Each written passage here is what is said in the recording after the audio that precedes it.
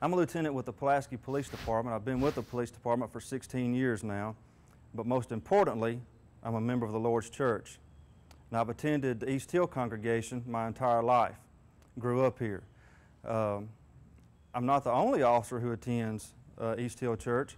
Lieutenant Craig Holly is also a member of the East Hill congregation.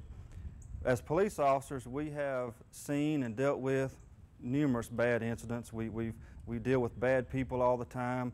We've seen all kind of horrible crime scenes, things we wish you'd never even seen before.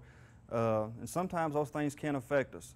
But as police officers, we just have to learn, go to God's Word, let the Bible tell us how, to live our lives, as everyone should, and we can overcome those things that we do see and learn to deal with it. No matter what your occupation would be, even as police officers, we can live a Christian life.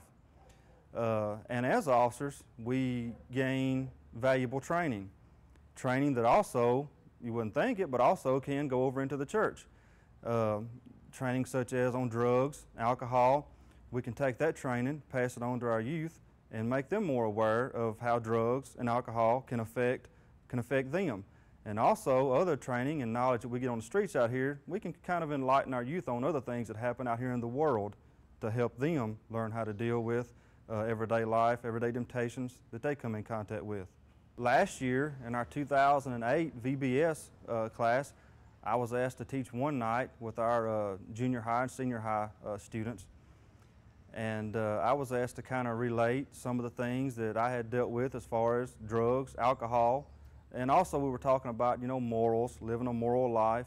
But as part of that, the police departments, various ones, we have DUI goggles.